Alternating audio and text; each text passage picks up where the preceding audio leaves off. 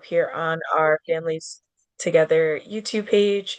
So we just want to make you aware of that. But also, please feel free to come off of mute to participate as well as to participate in the chat. But welcome, welcome. I'll just give everyone a moment to get situated. Turn your cameras on if you'd like to join us that way. And can everyone see my slides? Wonderful. Hi, Rebecca. Hi, I'm just joining for my own learning today, so thank you for letting me be in this space with you all. Absolutely. Thank you for joining us. Alrighty.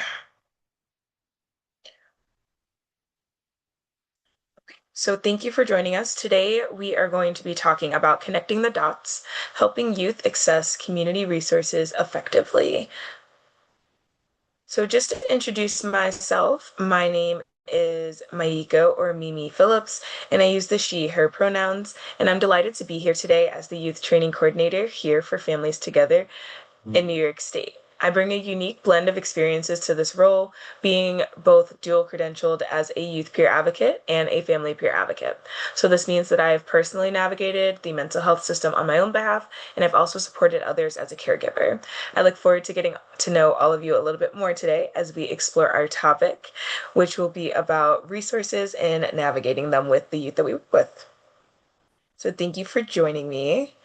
To get started, I'd like to give you all a moment to introduce yourself and to answer today's icebreaker. So, what is one habit that you started in 2025 that you are bringing with you into 2026?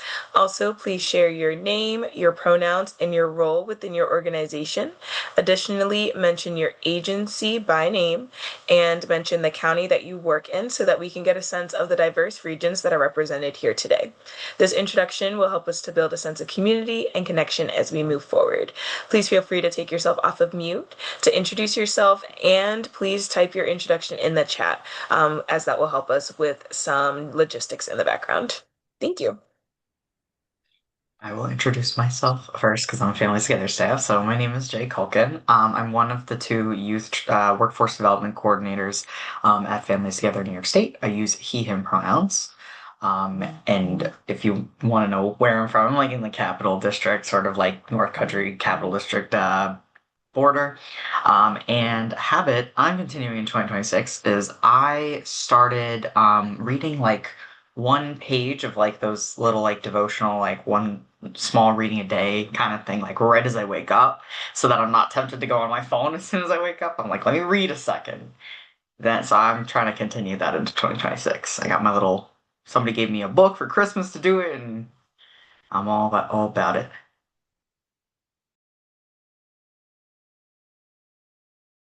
Sorry, I was also typing. But hi, good morning, Mimi. Good morning, Jay. Um, so my name is Shania. My pronouns are she, they. I work for SEO Family of Services. I'm a YPA and I work in Queens. Um, a habit? That's a good question. I think I really took up like embroidery last year, and I think it's like really, really cool. My mom was surprised that I took it up as a hobby, and I really liked it. So I think I'm gonna continue that because it's like really pretty. You can make a lot of like cool stuff with it. So I like it. My best friend got me a like a kit that you can like make like a bunch of flowers and stuff. So I got through one of them and I'm trying to get through all four. So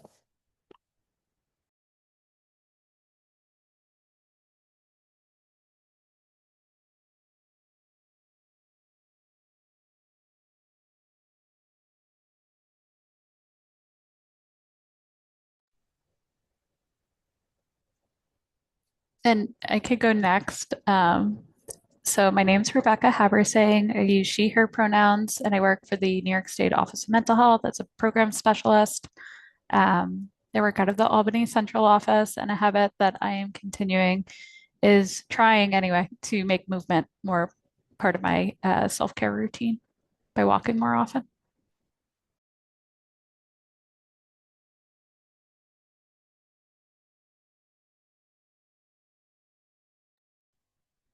Thank you for introducing yourself. Virginia, would you like to go next?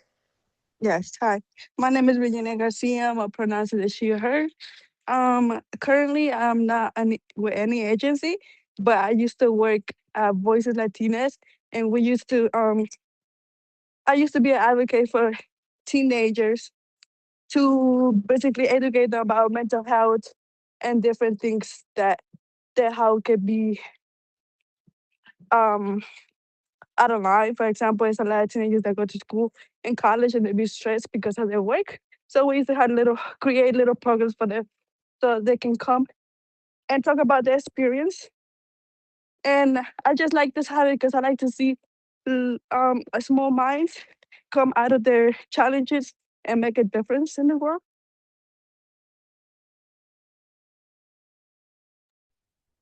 Awesome. Thank you so much for joining us and for sharing. Is there one habit that you're trying to do more often? I would say exercise more, being a better, healthy life. Okay. Awesome. I love this. One habit that I also am bringing in from 2025 into 2026 is traveling more. I think that I always I have friends who live in the region, like throughout the state, and different places that are pretty close in terms of a drive, and I often make the excuse that like I'm too busy. But life is short, and so we're trying to travel more. And that is definitely my goal.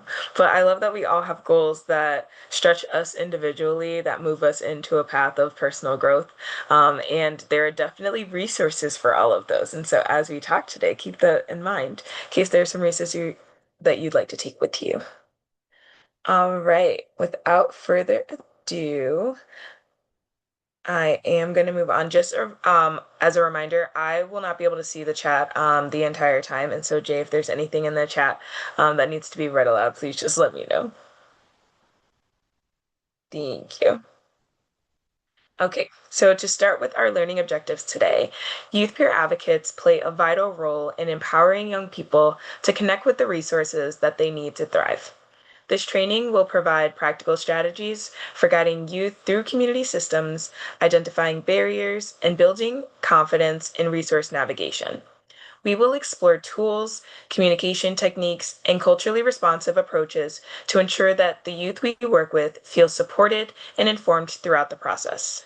By the end of the session, you will be able to identify common types of community resources and how they support youth needs, to apply effective strategies for assisting youth in navigating complex systems, to recognize barriers to resource access and to develop solutions to overcome them, to utilize strength-based and culturally responsive approaches when guiding youth, and how to create a personalized resource map or list for your use in advocacy work with youth.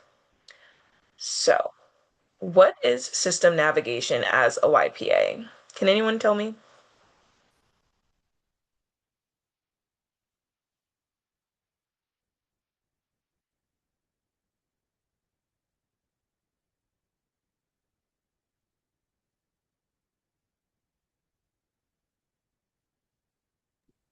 Is it like learning about like different systems, I guess, like mental health, juvenile justice, and if it's as a YPA, then you're learning it like on behalf of like who you're working with? Exactly. Absolutely. Perfect. So when we talk about system navigation, we are talking about the ways that we as youth peer advocates are going to help the youth to navigate the system. But you're absolutely right. It can span different types of systems, which we'll talk about, and we want to make sure that it's always youth led. So as a YPA, the type of resources that you may help youth navigate will depend on their independent needs, their different system involvement, their goals, as well as the barriers to access that they are facing. Oops, we went backwards. Hold on.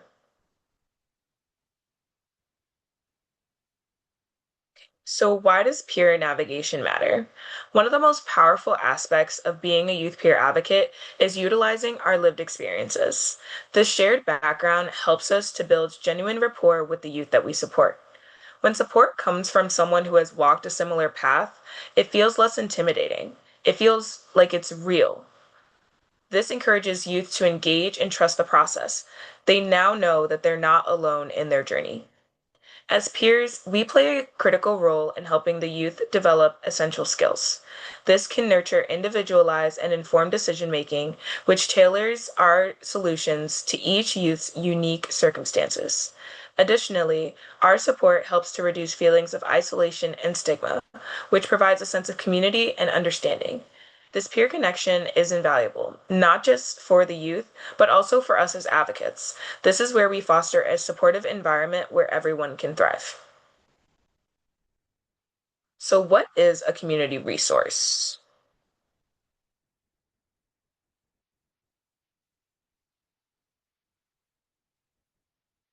I'm looking more for like the And so definition. it's like a place where you can go and get different help that you might need.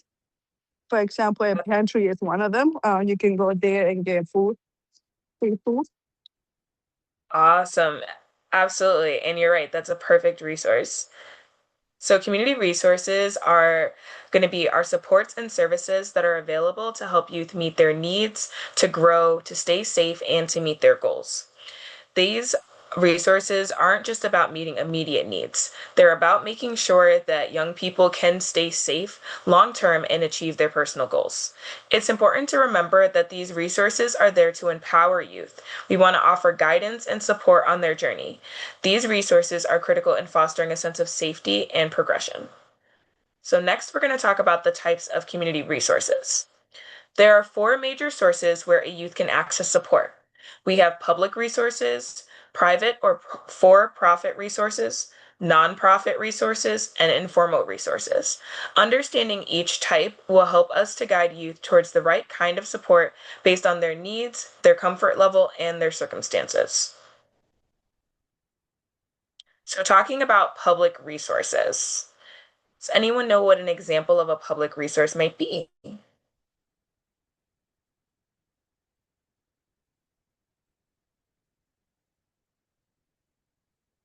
The picture gives you a little bit of a hint.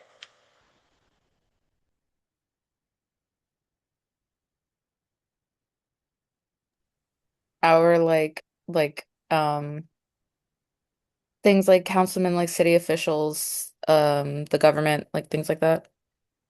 Yeah, our government funded programs.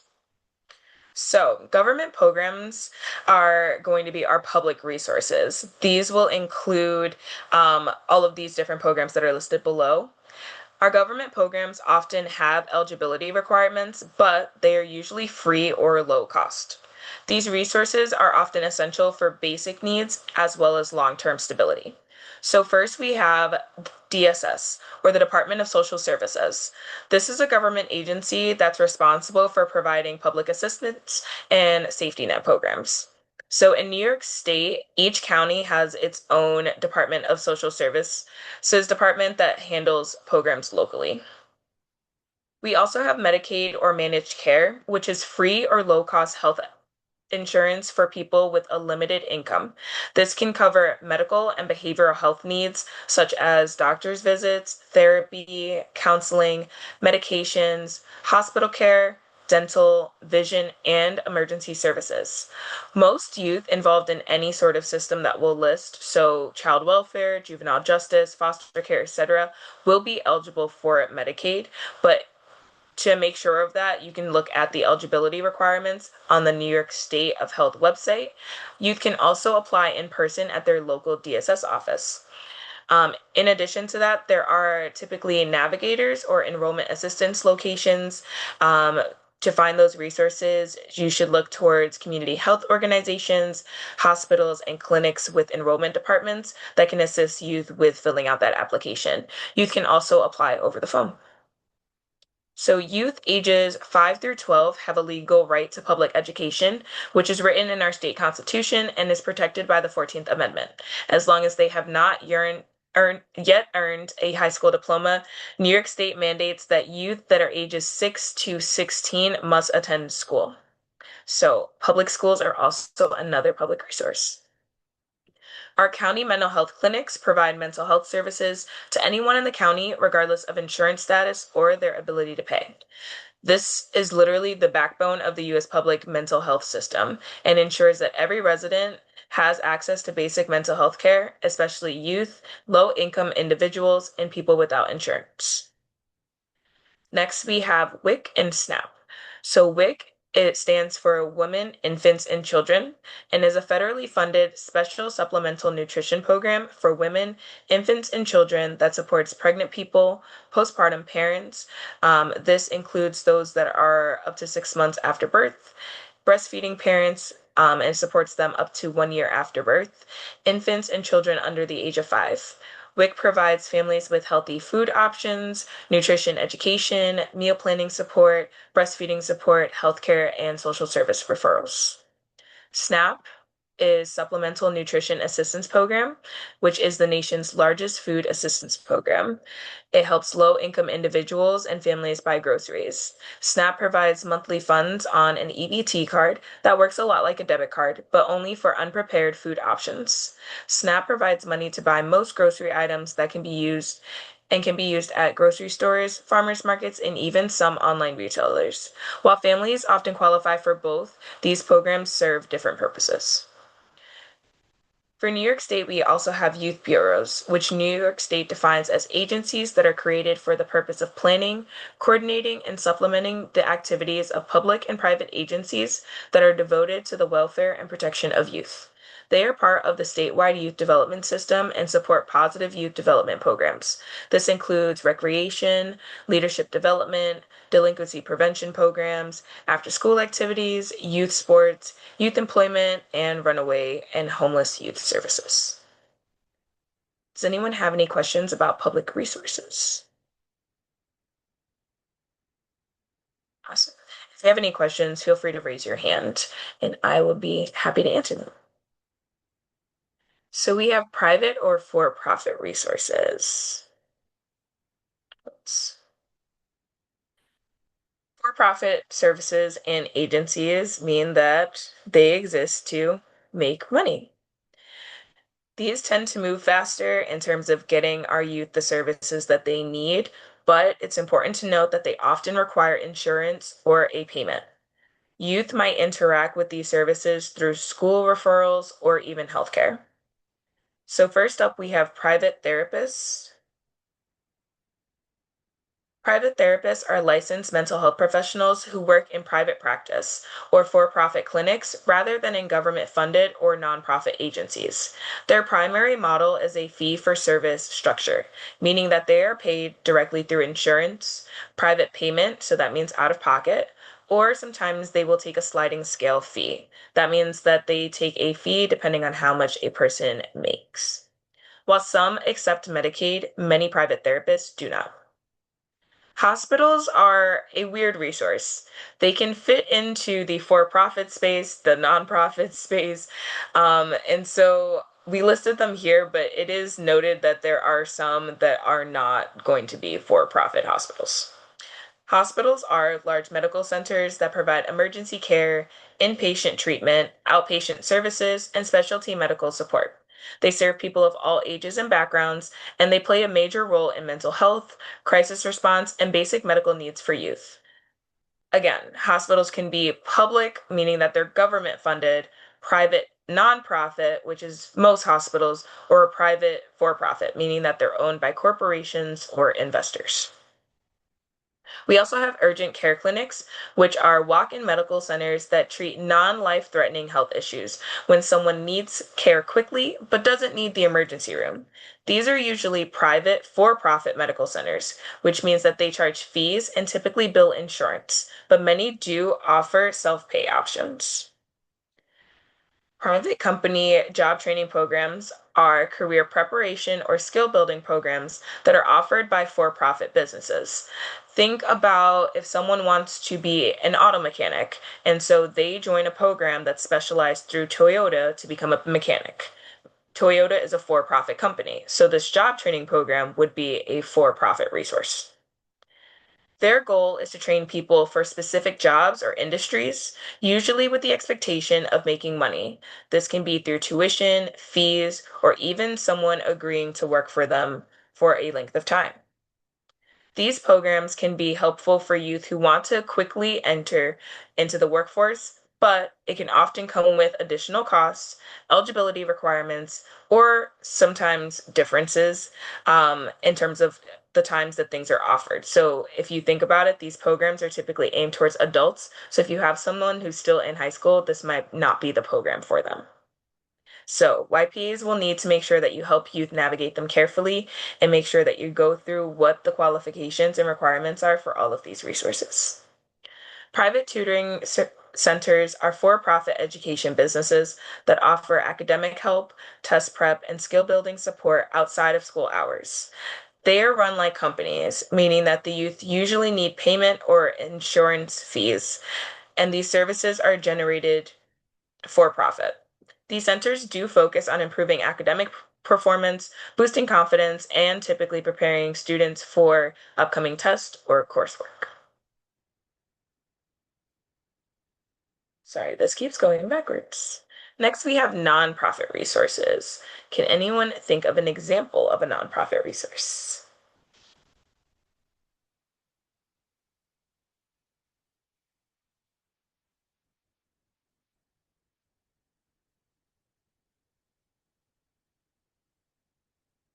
I'll give you a hint. Families together. So, nonprofit resources. Nonprofits are usually mission driven and community based organizations that are focused on meeting needs with fewer barriers. They typically offer low cost or free services and are often where we see the most youth friendly and flexible support. Most agencies that our YPAs work for are nonprofits. Food pantries are a nonprofit organization. They are often run by churches, community groups, or even local charities and provide free groceries to individuals and families that are experiencing food insecurity. They are designed to help people meet immediate basic needs without cost, insurance, or eligibility barriers. Although some food pantries may require that those who are serviced by them live in the zip code. So make sure that that is something that you look up. Food pantries are, in fact, one of the most accessible resources for youth and families who need help getting food quickly. And with the cuts that we've talked about that are happening with SNAP, food pantries are a great resource that we can utilize to help fill that gap. Housing nonprofits are community-based, mission-driven organizations that help youth and families access safe, stable, and affordable housing. Unlike private landlords or for-profit housing agencies, these housing nonprofits exist to serve the community, not to make money. Their goal is to prevent homelessness, to support those in crisis, and to help individuals work towards long-term housing stability and independence. Youth programs are our nonprofit and community-based programs that are designed to support the growth, development, safety, and well-being of young people. They are run by organizations whose mission it is to help youth build skills, find belonging, and access opportunities, not to make money. Youth programs can be drop-in centers, they can be structured, skill-based, or even mentor-focused. They range from after-school support to leadership development to sports and even arts programs. So there's a wide variety of what youth programs can cover. These programs are essential community resources because they offer safe spaces, positive adult relationships and interactions, and opportunities for youth to express themselves, to use their voice, and to develop their identity as they grow. Our community centers are local spaces that provide free and low cost programs, activities, and support services for people of all ages. They're usually located in neighborhoods and are designed to help meet community needs, build connection, and offer a safe place for youth. Common community centers programs will include things like after school programs, youth groups and clubs, recreation activities, which could be gym, sports, arts, and even some have game centers. We have computer and internet access, homework help and tutoring, free meals or snacks, support groups. Some even include classes or workshops that can go into categories like life skills, arts, and fitness, community events, and some may even offer referral to other community resources. Advocacy organizations are groups that work to support, protect, and advance the rights, needs, and interests of a specific population or cause. Their main goal is to create positive change at the individual, community, or system level. And then we have drop-in centers, which are spaces where young people can come and go freely without needing an appointment, a referral, or a long intake process. These are designed to be safe, supportive spaces where youth can get immediate help, especially if they need help meeting their basic needs, but it also offers a place to build connections. And our last category are informal resources. Informal resources are sometimes the most important, but also the first resources that people forget about. These are our natural supports. And our natural supports can help youth to build gaps, to build their confidence, and to stay engaged in their local communities. These resources include family, especially those that don't live in the household, friends, mentors, trusted adults, coaches, faith communities, and peers. These resources are often consistent, accessible, and build long term self efficacy and belonging. All right. So, in your work as a YPA or just being a youth, what do you think is the most essential resource for a youth success? It could be as broad as you want it to be, or it could be as specific as you want it to be. And also feel free to put it in the chat. We are going to be taking note of all the resources that are shared today and compiling a list of them so that we can share that with you guys when we send out the follow-up email.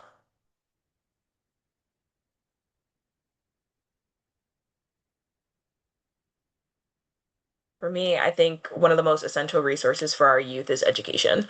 So I think as much as people like to talk their talk about public schools and the lack of things that are in our education system, there's so much that the education system offers. And I think that youth just being able to learn and to be able to express themselves and have that social interaction and have that access that just provides them a solid foundation is definitely the biggest resource that they can have.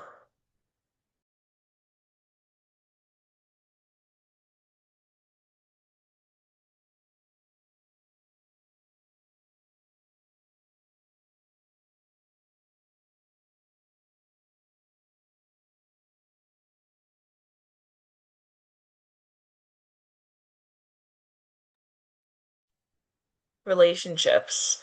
Your last slide on informal supports are some of the most important resources and protective factors. Absolutely. And I think that's the thing that we want to talk about too is at the end of the day, while as YPAs, we are often trying to find a solution to a problem, if we can be preventative from the beginning, that is definitely our best approach. And so when we talk about those natural supports can typically be preventative factors for future crisis and for future things as we look to work on those longevity goals. So absolutely. Okay, so we're going to go over the key areas of support. So these key areas, I'll talk about them more in depth for each one, so don't worry. As a reminder, we also will send out a copy of these slides after this, and so no worries if you are eager to take notes. Okay, so these key areas of support work together to build a strong foundation for our communities, ensuring that everyone has access to the resources that they need to lead fulfilling lives. As we walk through each key area of support, please feel free to drop any local, regional, or statewide resource that you think goes in this category in the chat. This will help us to build a living resource bank that we can all take back to our work. And so, again, I really would like your input for these resources, and this is really a space to share those. So please, please, please share in the chat. We will be recording those and building a list that we can share with all of you at the end of this. So first, we're going to talk about safety resources. Safety comes first. If a youth is unsafe or unstable, we prioritize safety supports before anything else. When it comes to ensuring the safety of young people, this means having immediate access to reliable resources. So we have domestic violence resources, which can offer sanctuary and support for those that are escaping harmful environments. They provide crucial assistance and a safe space for recovery and planning. Runaway and homeless youth programs are essential in preventing youth from falling through the cracks. These programs focus on providing basic needs, guidance, and a pathway to stability. Additionally, safe houses and emergency shelters serve as immediate refuge in times of crisis. They offer a secure environment and essential support services. It's also important to mention the specialized services that are available for different communities, such as human trafficking supports, which provide critical interventions for the most vulnerable at the most vulnerable times. Safety planning resources are tools, supports, and services that help youth to create a plan to stay safe during difficult, risky, or potentially dangerous situations. These resources help you to think ahead, identify warning signs, and to know exactly who or what they can turn to in a moment of crisis. So I'll just take a moment to give you guys some time to add any safety resources that you can think of in the chat.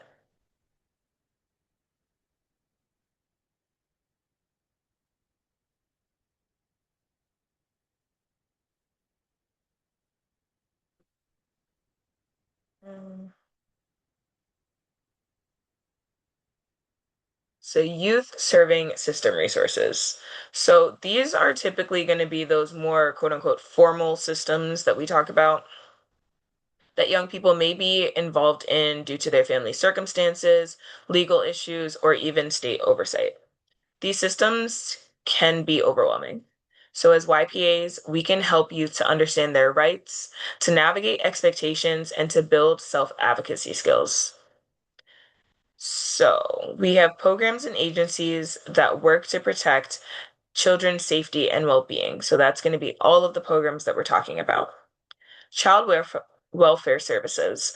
They respond to reports of abuse or neglect. They support families and coordinate services to help keep children safe.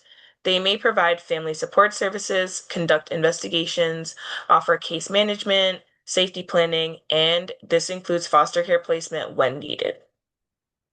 Next, we have ACS, which is the Administration for Children's Services. This is what this department is called if we are in New York City. Or we have DSS, which is the Department of Social Services, which includes all counties that are outside of New York City. These are caseworkers that manage cases when there are concerns about a child's safety. They may visit homes, connect families to services, develop case plans, monitor progress, and support reunification with families when possible. Our foster care programs provide temporary safe homes for children and youth that cannot live with their families. Youth may live with foster parents, relatives, or in a group or residential setting. Foster care offers placement and housing, case management, life skills support, education, and health coordination. Our juvenile justice programs are for youth that are involved in the legal or court system. Juvenile justice includes our detention centers, alternative to detention programs, rehabilitation, and support services. Being on probation means that a youth can live in the community but must follow court-obeyed rules and are supervised by a probation officer. Court-appointed advocates are adults that are appointed by a judge to represent a young person's best interests during court cases. The most common example of this is a CASA volunteer or a court-appointed special advocate. They meet with the youth, they can attend court with them, talk to teachers, caregivers, and providers, and make recommendations to the judge. Transition age youth programs are specifically designed for youth that are ages 14 to 24. This means that they're moving into adulthood and need support. These transition age youth programs can help with housing, education, employment, life skills, financial literacy, navigating adult systems, and independent living skills.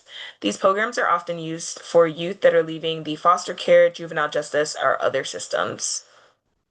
And then, of course, we have Youth Peer Support Services, or YPSS, which are structured Medicaid reimbursable services designed to support young people who are experiencing emotional, behavioral, or mental health challenges. These services are provided by all of you, youth peer advocates. which are individuals with lived experience in navigating child serving systems, such as the mental health, child welfare, juvenile justice, or special education, just to name a few. YPSS is a part of the New York State's Children and Family Treatment and Support Services, or CFTSS, under Medicaid. Our core purpose is to empower youth by sharing our lived experience and offering hope, to help youth develop self-advocacy skills and build resilience, and to support youth in identifying and achieving their personal goals. The key components of our work includes engagement and empowerment, skill development, system navigation, and advocacy. I'm very grateful to talk to you guys today about system navigation. Moving on to behavioral health resources. Behavioral health resources are resources that help youth manage their emotional, mental, and developmental needs. Many youth engage with behavioral health systems directly or indirectly. So, understanding these supports helps us to create safety plans, to respond to crises, to build trust, and to connect youth with services that can strengthen their safety and stability. Peer support programs are programs where people with lived experience, as we've talked about, provide support to others going through similar challenges. I put this here because in behavioral health, there's also a movement in which peer support really co-aligns with the specific behavioral health struggle that you're facing. And so this would really encompass programs like Alcoholics Anonymous, Narcotics Anonymous, and those peer support programs more so than the youth peer support programs that we are talking about. Mental health counseling is professional and therapeutic support from licensed clinicians. This can include therapists, social workers, and counselors to help youth manage their emotions, trauma, depression, anxiety, and daily stress. This may include individual therapy, group therapy, and or family therapy as well.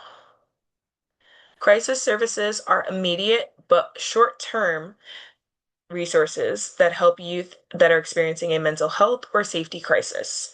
Examples of crisis services include our crisis hotlines, mobile crisis teams, crisis stabilization centers, and 988 services. Crisis services aim to help our youth stay safe and connected to the appropriate supports. So think about all of those hotlines that you can call and immediately speak to someone. Those would be crisis hotlines. Behavioral health clinics or community mental health centers offer both mental health and substance use treatment services, often in the same place. They may provide therapy, psychiatric evaluations, medication management, care coordination, and peer services. Substance use treatment programs help youth to reduce or stop substance use and to help them build healthier coping strategies. This can include outpatient counseling, inpatient or residential treatment, harm reduction supports, recovery groups, and MAT, medication assisted treatment, which depends on a person's age and the program. Developmental disability services support youth with developmental or intellectual disabilities, such as autism, Down syndrome, and other lifelong conditions. These programs are often run through the Office for People with Developmental Disabilities, or OPWDD, and include skill building, respite services, community rehabilitation services. People may be offered Medicaid waivers, in-home support, and qualify for day programs and care coordination. Specialized healthcare encompasses medical care that is designed for youth with specific or complex health needs.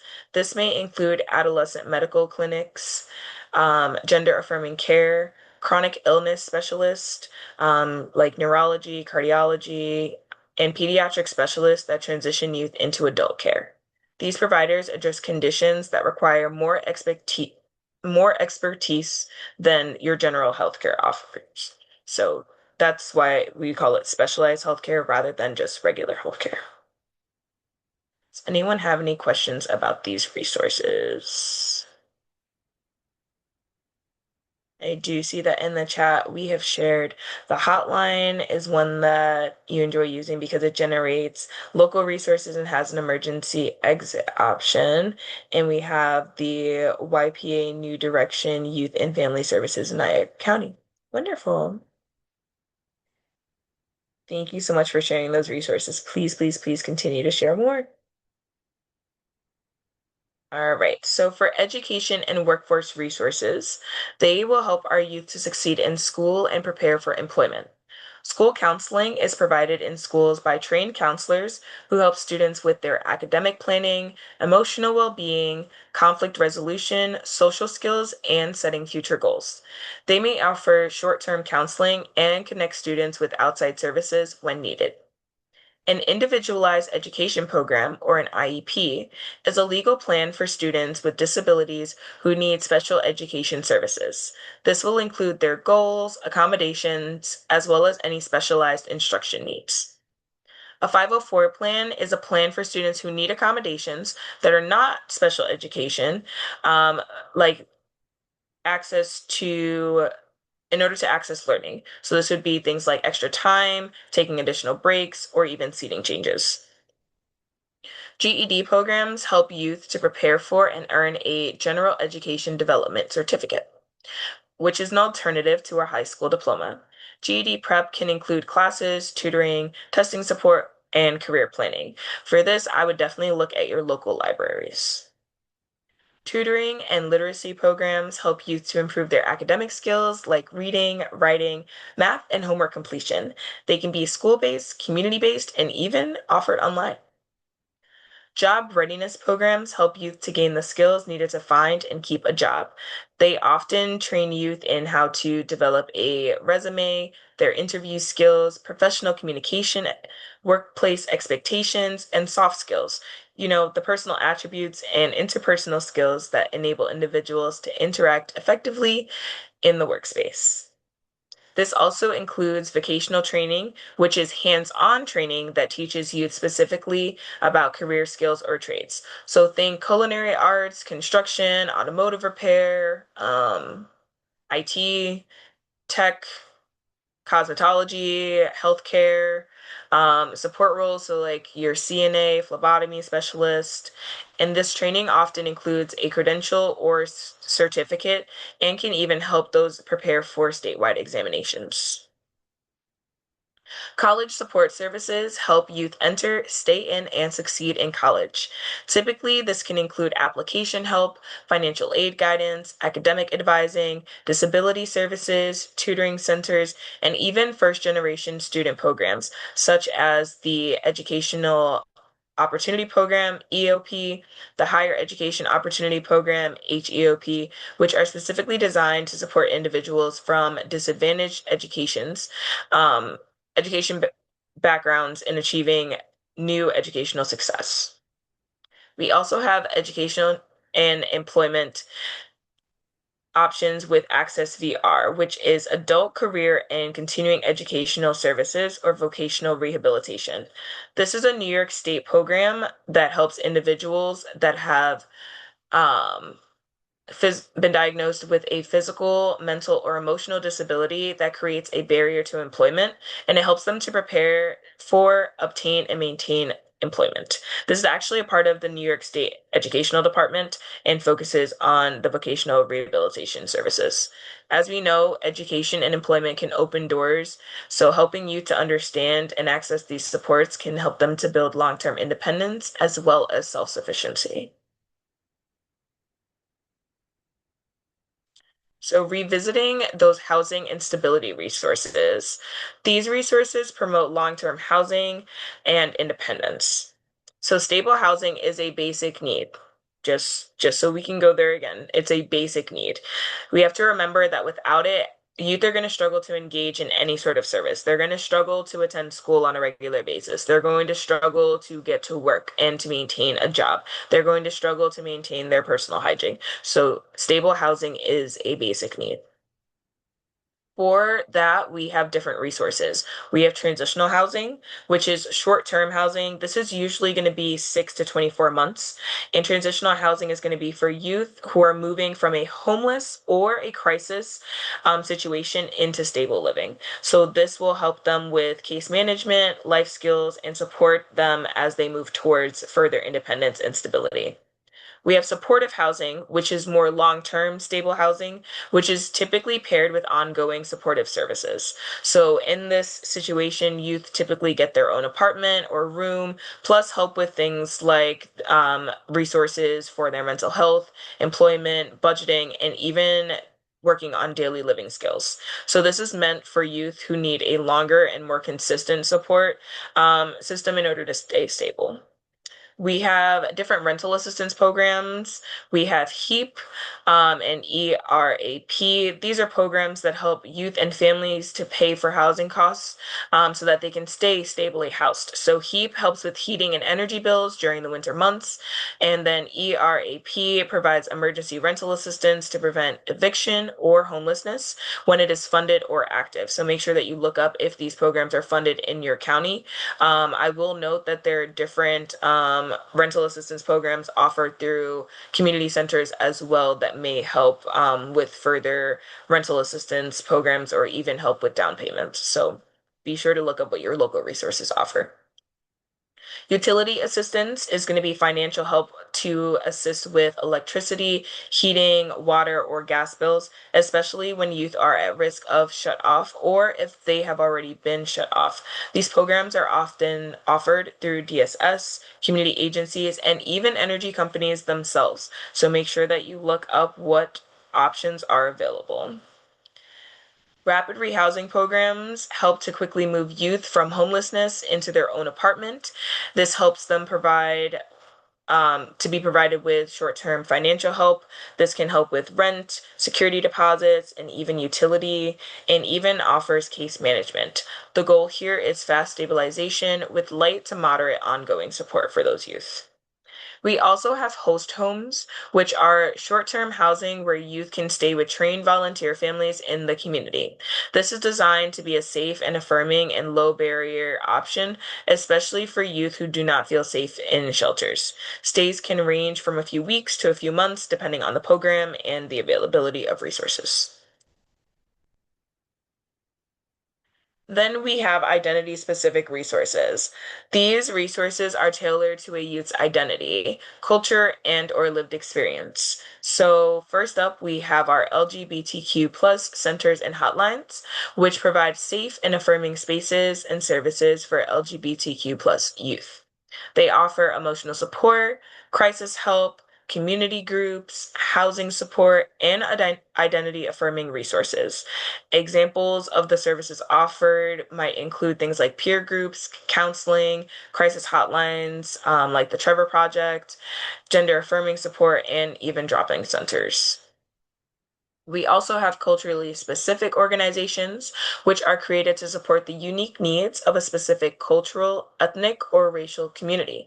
They provide services that are rooted in cultural identity, traditions, and community values. For example, we can think about programs specific for our Indigenous youth, Latinx organizations, ones that support our Black community, or our Asian American community groups. They may offer job help, mental health support, language services, and youth programs. Immigrant services support immigrant and refugee youth and families as they navigate life in the U.S. These services often include help with legal paperwork, support understanding their rights, school enrollment assistance, benefits navigation, cultural adjustment support, and English as a second language classes. Speaking of which, language access services help youth and families to communicate in their preferred language when accessing resources. This can include using services like a translator or an interpreter, having an organization that has bilingual staff, and making sure that materials are available in multiple languages and that there are language lines available for agencies. This ensures that youth and families can fully understand their services, rights, and options and thoroughly communicate and advocate for themselves. We also have culturally affirming mental health resources, which are mental health supports that are grounded in cultural identity, recognize lived experiences, and provide care without bias and judgment. This looks like a therapist who can share and understand the youth's culture, services that integrate cultural practices, and providers that have been trained in culturally humble and trauma-informed care. These services can help our youth to feel seen, understood, and respected while they pursue therapy. We also have groups for pregnant and parenting youth. These are specifically for youth who are parenting, pregnant, breastfeeding, and will offer support, education, and community.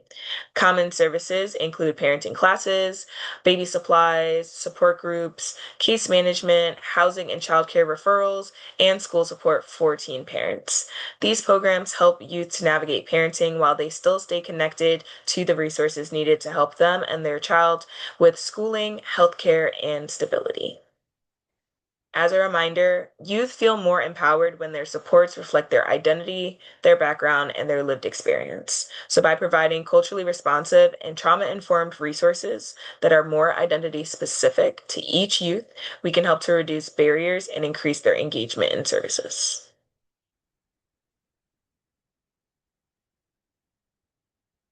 So I do see we have a very long list of different resources in here. California Emergency Shelters. We have Trans Santa Mutual Aid Network for Trans Youth, Sierra Callan Lord Center, AANE, Literacy New York. And so these are just a few resources that have been shared as we have moved along. Thank you so much. Does anyone have any questions before I move along?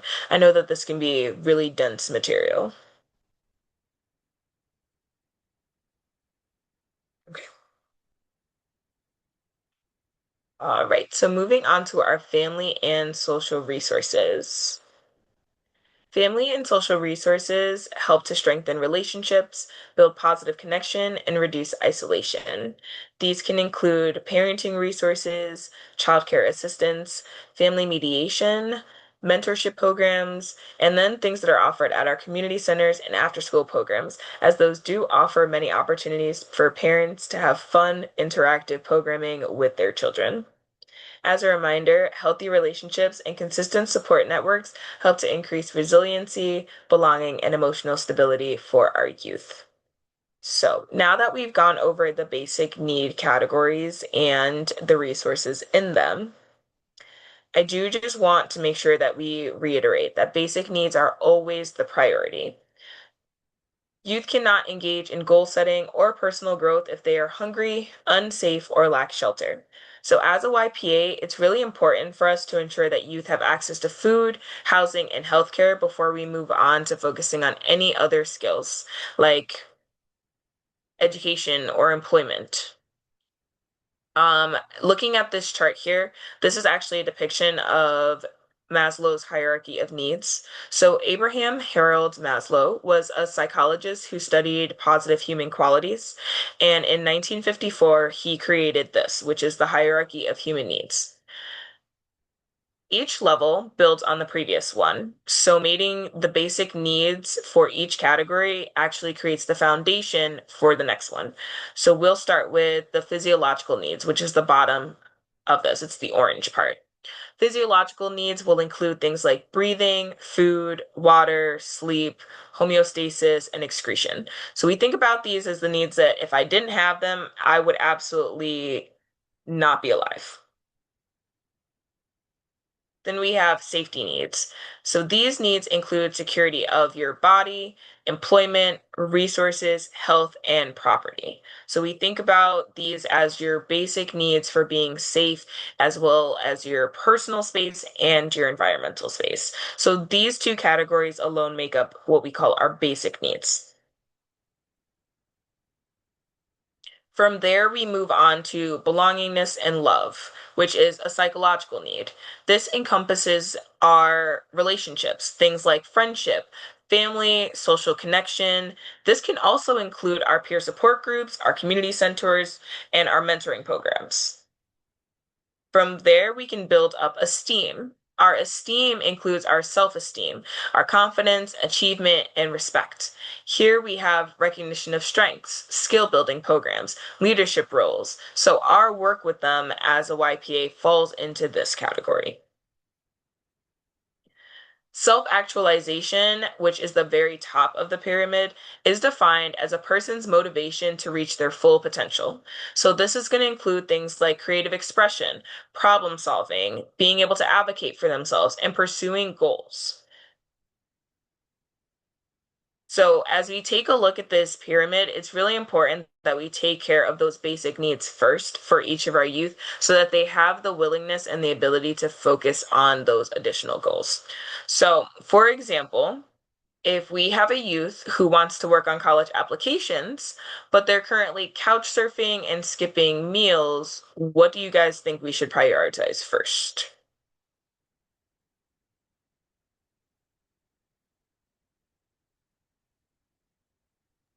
Getting them to like eat and not just like, like kind of like bed rot or couch rot, like just getting them to a place where they can do what they need to do. Yeah. So if we have someone who is really inactive, they're not doing the things that they need to do, but they're also couch surfing, and that means that they are at risk for being homeless. They are homeless and don't have a secure place to live. We want them to focus on being able to get back up. So that means making sure we can get them some secure housing so that they can feel safe and they can feel secure. They can have a little moment to woosah and get themselves together and focus on their self-care, their hygiene, their mental health. And that security will then allow them to be able to work on things like getting back into school and all the other goals that we want to work on. And if they have food insecurity, we want to work on making sure that they know where their next meal is coming from, making sure that they have access to food resources, not just right now in the moment. It's not always enough for us to offer a youth a snack, although we know as YPAs having a little snack in your office definitely helps and it definitely makes their day and it makes our day too. So if you can, do what you can. But it's not always enough for us to just make sure that they have one meal for them. It's really about making sure that they know and have access to the future meals and that they don't always need to come into your office to grab a banana or a granola bar in order to make sure that they are putting something in their stomach, but that they know where their local food pantries are, where their community centers are, that they can get a hot meal, that they know that they are eligible for SNAP and that you're helping them apply. All of those different things really come into play. Does anyone have any question about basic needs or the priority in our work as YPAs? Do you just want to point out too, um, it's okay to prioritize things differently in your work as a YPA. If you talk to someone and you talk them through a scenario, you'll often find that another YPA might say, I would prioritize this resource first. Again, this is an individualized approach. This is going to be you and the youth that you're working with's relationship. And so if that's the way that you see fit, just remember to feel confident in those decisions as you prioritize whatever, and just make sure that it's youth led.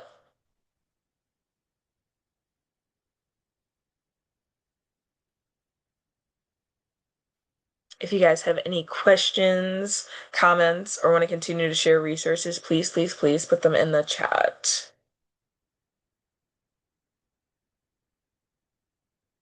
Okay. So I do have a poll for you guys.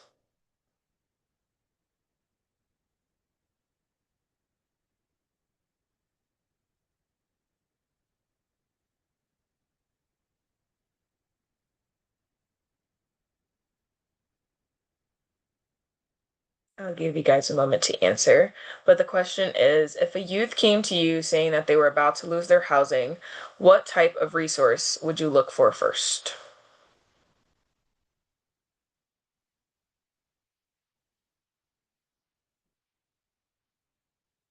There are no wrong answers.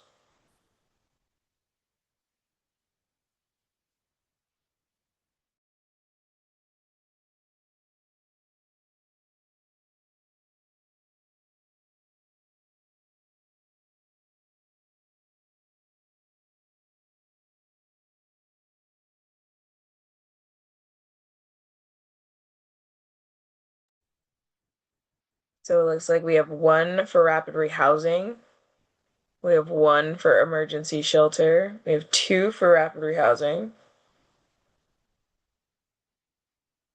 3.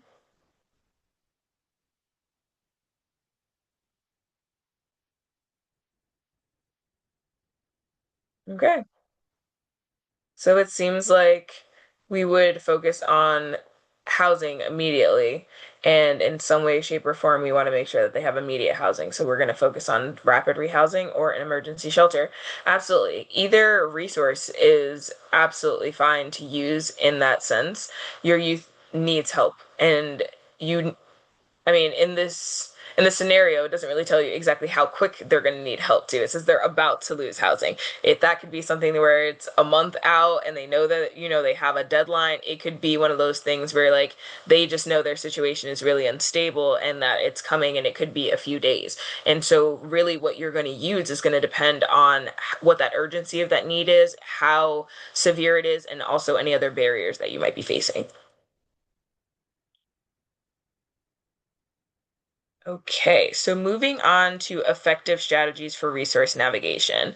I'm going to stay on this slide for a little and I'm going to go through all the different categories, but these should all be refreshers to all of you. These are all strategies we go over all the time as YPAs, but it never hurts. So, as we talk about effective strategies for helping youth with understanding their needs, helping them to explore options, and building their confidence to access resources independently, we always want to start with a youth-led assessment. This will help us to better understand the full picture before we offer supports. So how do we do this? We can use open-ended questions. I recommend asking about their strengths, their interests, and their goals. I would also explore your immediate needs versus your long-term goals. And read in between the lines. Notice what the youth doesn't say, even though we're going to focus on what they do say. So if you notice that a youth doesn't say that they have, you know, family or those informal resources, maybe think about ways that they might need to be further connected in the community. Also, check for safety and basic needs. Remember that our job isn't to diagnose, it is to understand what the youth wants, what they already have, and then what they need in order to move forward. We want to use our strengths and natural supports first. So make sure that you're guiding youth through the system. We can focus on our natural supports, which are going to feel safer, more familiar, and build long-term resilience. So remember, examples can include our trusted family members, families, friends. It can also be friends and mentors, peers, and community spaces, school staff that youth connect with strongly, and make sure that you're just following whoever the youth is bringing up that is a positive resource. And just again, they should be a positive resource. I know we don't always agree with who our youth may be engaging with socially, but we do want to make sure that this is a good informal resource for them. So before turning the systems, make sure that we explore the people and places that the youth already trust and what options may be available. To be honest, I've worked with youth who go to a community center regularly and don't know that there are other options that are available at that same community center. So help them explore if they have exhausted all the options that they have available to them first too. So again, as we talked about before anything else, we're going to focus on safety and stability. Remember that young people cannot focus on their long-term goals without their basic needs being met. For this, we can ask them questions like, do you feel safe where you're staying? Do you have access to food today? Do you have a way to get to school or to your appointments? And remember that prioritizing their basic needs helps to prevent overwhelm and support stability. And this should always become our top section of their resource map. We can also help youth by breaking down systems into manageable steps. This notably helps to reduce overwhelm by creating clear steps as to what a youth needs to do. Now, for this, I recommend writing down what you as a YPA are going to take responsibility for and what your due date is, as well as what the youth is responsible for and what that due date is. So if I'm helping a youth to figure out how they are going to pursue medical services and they are looking for a new provider, I might help them by compiling a short list of providers in their zip code that take their insurance. Now, I am going to make sure that I write down that me as a YPA, that is what my goal is and what my due date is and what day I'm going to make sure that I get that to the youth by as resources for them. But I'm also going to make sure that I write down that it's now the youth's job to go through that list and to pick 2 to 3 providers and then to reach out to them to set that appointment. I'm going to write down that it's my job to sit down and work with the youth to figure out what they would like to say during this phone call and that we're going to role play that and we're going to co-create that script together. But I'm also going to write down that it's the youth's responsibility to make sure that they know where their script is and that they use a script that we've taken the time to co-create to ask all the questions that are necessary and to make sure that they set that appointment and give them a due date for that. So just make sure that you're putting in the responsibility and putting it back on the youth and saying, this is what I take responsibility for, and this is how I'm going to assist you with this goal that we're working on, and this is what your responsibility is, and this is what you're going to do to help yourself meet that goal, and this is why. And help breaking it down into those smaller steps can make it a lot more manageable because they also can see how you're helping them throughout the process rather than feeling like, man, you keep telling me I have to keep doing things and I don't want to do things and I feel like you're not helping me. Like you can say like, hey, I took the time to help you look up all these programs and we made a list of all these 12 programs and that's what I did in my spare time. And now it's your job to pick one. So now they can see this is how my YP is helping me.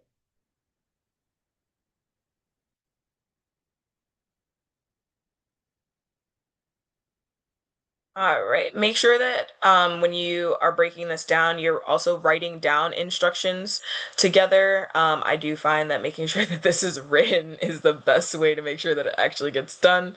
And remember that a small roadmap can turn a very scary system into something that is more manageable. Build skills through coaching and conversation. So remember that coaching builds long-term self-efficacy. So teach the youth how to do something so that they can navigate independently in the future. For this, use strategies like your motivational interviewing, your strength-based feedback, reflective questions, and skill building, like help them to figure out how to call providers, how to fill out forms, and how to advocate for themselves one-on-one during those meetings. For this, I really like to use strategies like paraphrasing, so echoing back to the youth what it is that they explained to me, so we can really role play and make sure that they are understanding of how that someone else might receive what it is that they're saying, as well as just silence sometimes, giving them the space to talk to me about what it is that they need and how I can help them. Remember that when you feel connected, they are more likely to follow through with supports, and that having a sense of community reduces barriers and increases success. Okay, so lastly, we want to make sure that we're providing consistent and caring follow-up. Now, I know that this is hard, and I know that this is hard because sometimes we follow up with the youth and they don't respond to us. But it is just our job to make sure that we're following up, and our follow-ups help to make sure that they stay on track and that they feel supported. Sometimes you're going to talk to a youth over and over again, you're going to say the same thing, and you have to just simply wait until they're willing to respond, until they can hear you, and until they're willing to move. You can lead them to water, but you can't make them drink. So just be consistent in your follow-up and continue to be caring. Continue to empathize with them and understand and remember what it felt like when you were on the flip side of things and when you were that youth and you were navigating. So our follow-ups can look like asking what worked and what didn't, adjusting the plan, asking them why maybe things might be so difficult that they're not moving through it, celebrating their progress, but also helping them to problem solve their barriers, especially as they come up.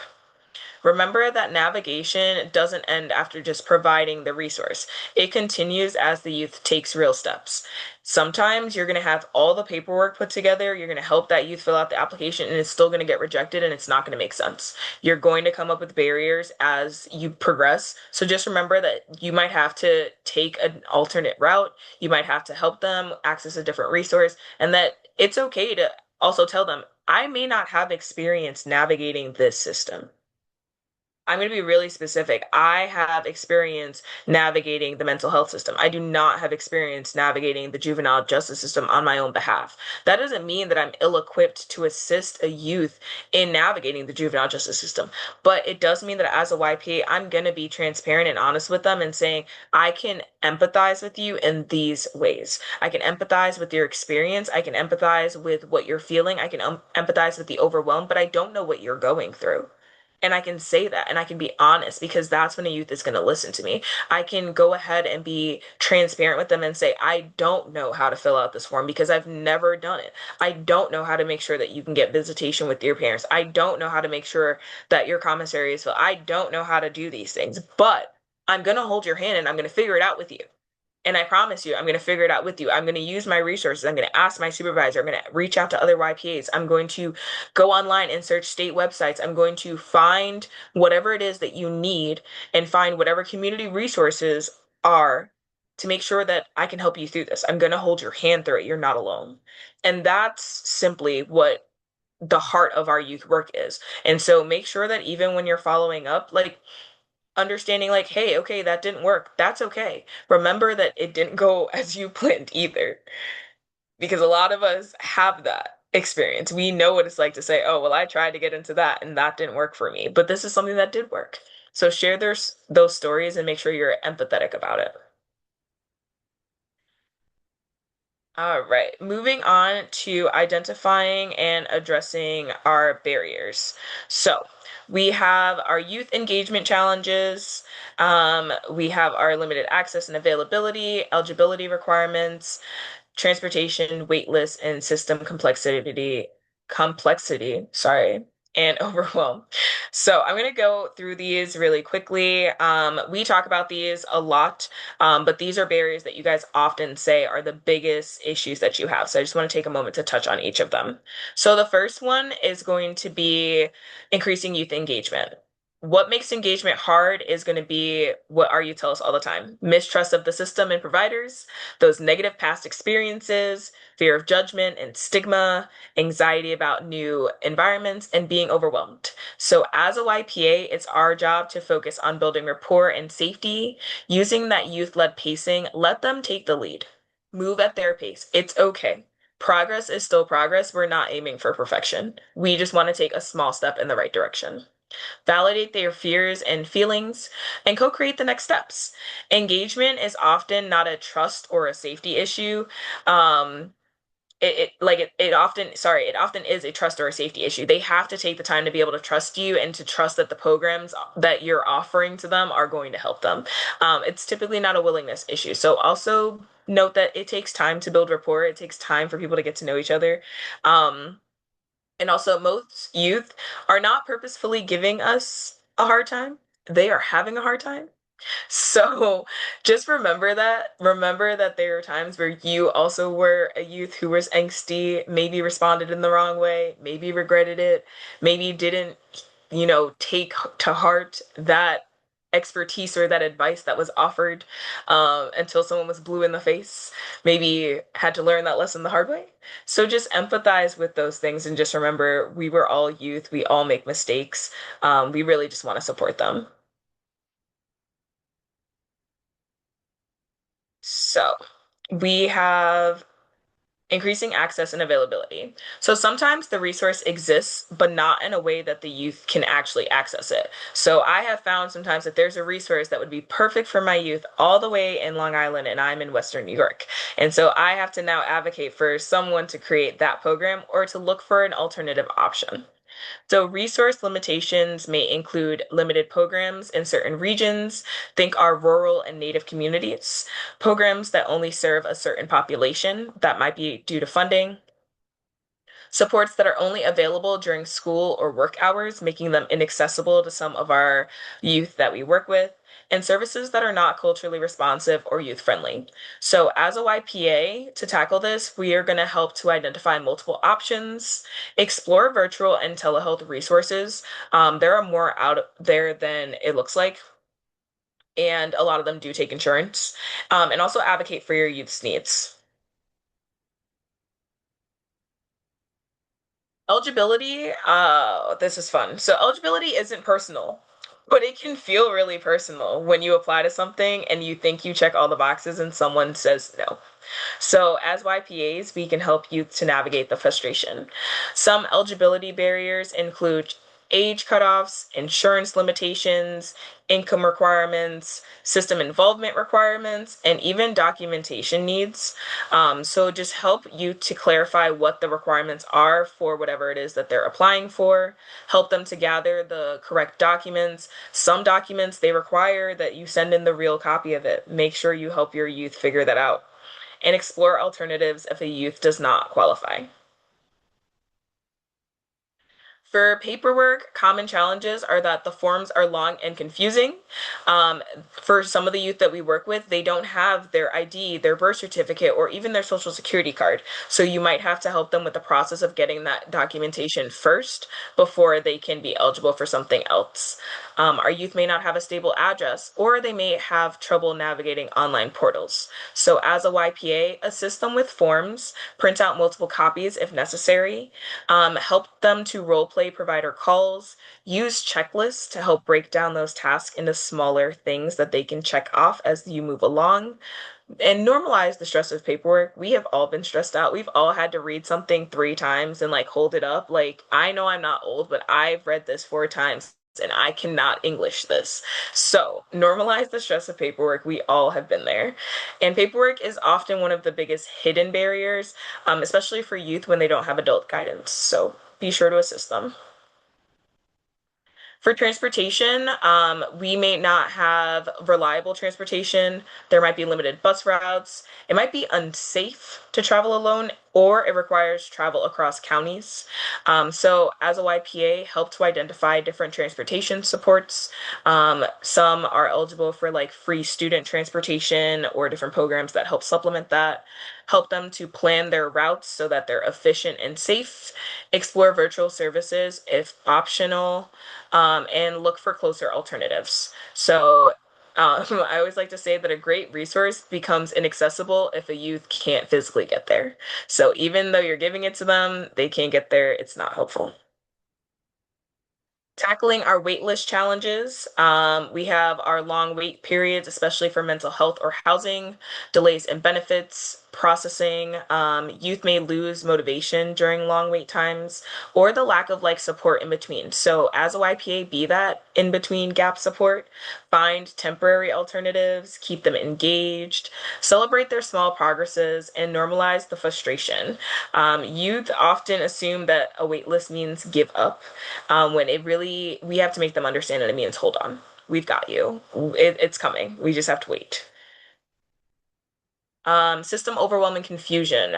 This one's hard to like see per se, and youth may not always tell us, but this may look like a youth that's like turned around, unsure where to start or how to do something, and just physically looks overwhelmed or expresses that they're overwhelmed. Can even look like disengagement or not coming to something. It has too many steps, or there's conflicting information, or they could just feel intimidated by professionals. So if your youth shuts down, this might be some good steps as well. Break steps down, guide them without taking over, co-create steps, scripts, and templates, and encourage them to advocate for themselves. So many youth don't lack motivation, they often lack the roadmap. So help them figure that out. Um, and with that, making sure that we build our resource map. So we just want to make sure that we're always starting with our basic needs, use the main categories that we've gone over in here. So those safety plannings, those identity affirming, different resources, the system resources. You can start with adding 3 to 5 local resources under each category. I get it. There's so many resources. So I always say 3 to 5 to like bite off a little bit. And keep it simple and youth friendly. Just notate what the agency does and what that really encapsulates, and maybe like a link or a support person or maybe someone in your community that you know that works for that agency that you can quickly get in contact with. Make sure you update it regularly. Resources change, programs change, they get updated, they add things. Make sure it's updated, and then create a youth version too. So if you have a youth you're working with, take things off of your resource list, add them to one, and give it to them and say, here are now your resources that you can take with you, and teach them how to do it so that they can make a resource map for themselves in all the categories that they might need help with. Make sure that you're using your resources and grow your network too. And last but not least, here are some different resources that are available. These are all very broad resources that can help all of you across the state. Feel free to take a snapshot of this. These resources will help you look up whatever is going on in your local network. So that way you can provide resources to the youth that you're working with there. Does anyone have any questions, comments before we end? Okay. There are some upcoming events.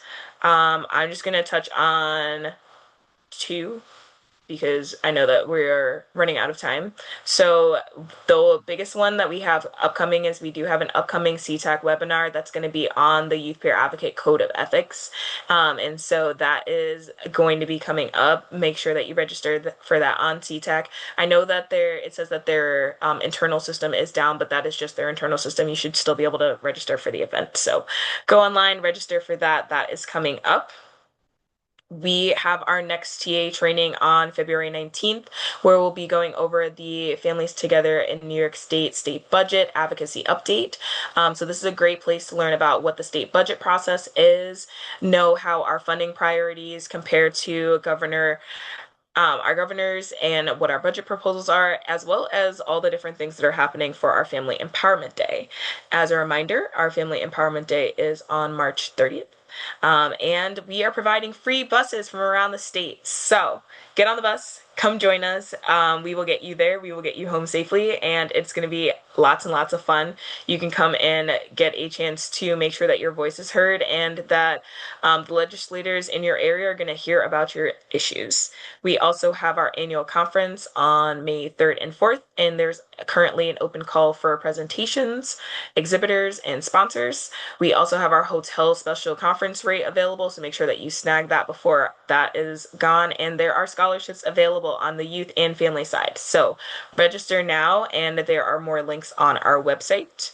And I have two more, sorry. We have the Storytelling Academy. Oh, this one is all virtual. So we're actually opening this up to youth all the way down to ages 12. So if you know anyone, even if they're not a credentialed YPA, please, please, please share.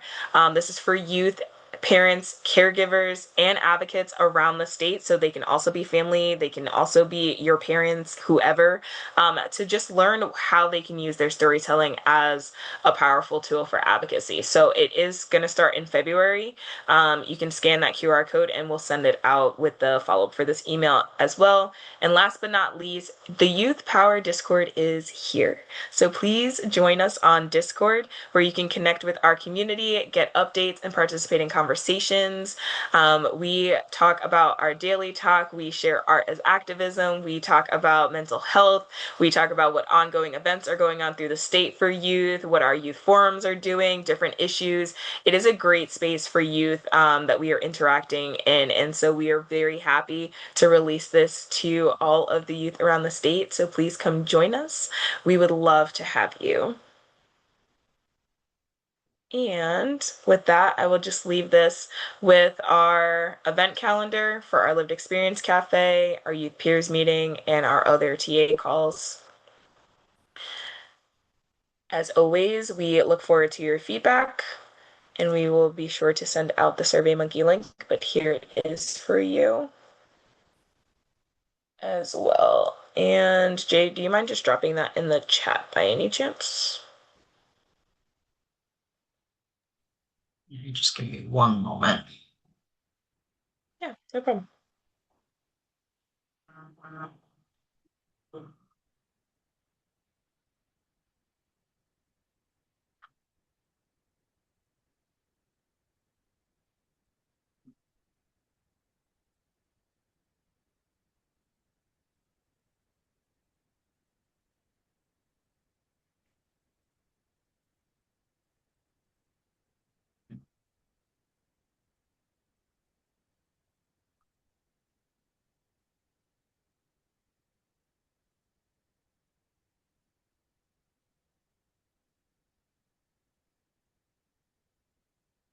Well, thank you guys for coming.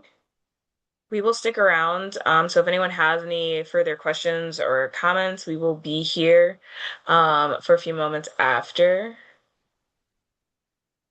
Sorry about that. I was having some issues with the system. There's the training That's survey okay. in the chat.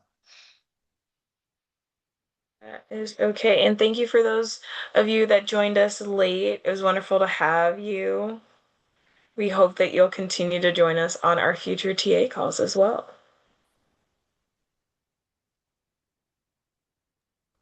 Thank you guys. This was great. It's always great seeing you too. I hope you guys have a great rest of your week and enjoy your weekend. Thank you. You too.